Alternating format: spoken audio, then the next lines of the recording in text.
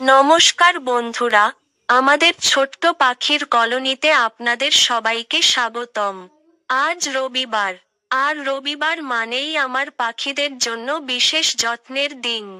তাই আজ সকালে প্রথমেই পাখিদের ঘর ভালোভাবে পরিষ্কার করে দিলাম। পরিষ্কার পরিচ্ছন্ন পরিবেশ পাখিদের সুস্থ রাখতে খুবই গুরুত্বপূর্ণ।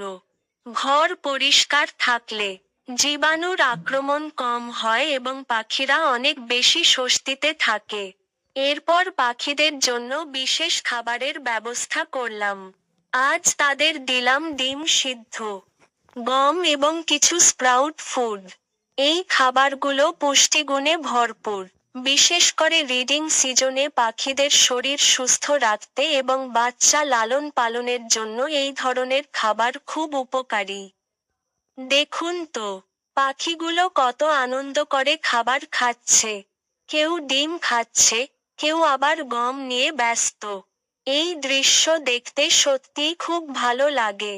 একজন পাখিপ্রেমীর কাছে এর চেয়ে সুন্দর মুহূর্ত আর কি হতে পারে। আজকের মেনুতে আরও একটি বিশেষ জিনিস রয়েছে। আর সেটি হলো নিম পাতা। নিম পাতার অনেক উপকারিতা আছে। এটি পাখিদের পরিবেশকে আরও স্বাস্থ্যকর রাখতে সাহায্য করে। পাখিরাও বেশ আনন্দ করে নিম পাতা খুঁটে খুঁটে খাচ্ছে।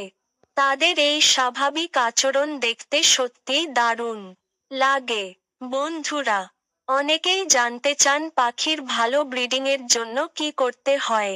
আমার অভিজ্ঞতায় সবচেয়ে গুরুত্বপূর্ণ বিষয় হলো নিয়মিত যত্ন।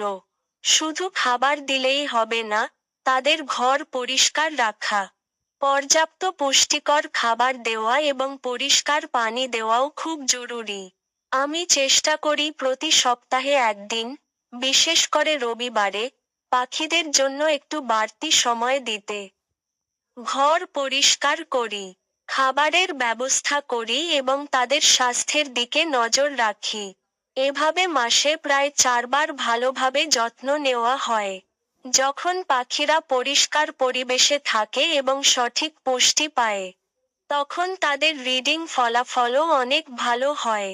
তারা সুস্থ থাকে, ডিম ভালো দেয় এবং বাচ্চারাও সুন্দরভাবে বড় হয়। দেখুন, এখন পাখিগুলো কত সুন্দরভাবে উড়ে বেড়াচ্ছে, খেলছে আর খাবার খাচ্ছে। তাদের এই আনন্দই আমাদের পরিশ্রমকে সার্থক করে তোলে। আপনারাও যদি পাখি পালন করেন, তাহলে সপ্তাহে অন্তত একদিন তাদের জন্য বিশেষ যত্নের সময় রাখুন। নিয়মিত পরিষ্কার পরিচ্ছন্নতা এবং সুষম খাবারই সুস্থ ও সফল ব্রিডিংয়ের অন্যতম চাবিকাঠি। আজকের ভিডিও এখানেই শেষ করছি। যদি ভিডিওটি ভালো লাগে, তাহলে লাইক করবেন, শেয়ার করবেন এবং আমাদের পাখির কলোনির আরও সুন্দর ভিডিও দেখতে চ্যানেলটি সাবস্ক্রাইব করতে ভুলবেন না। ধন্যবাদ সবাইকে।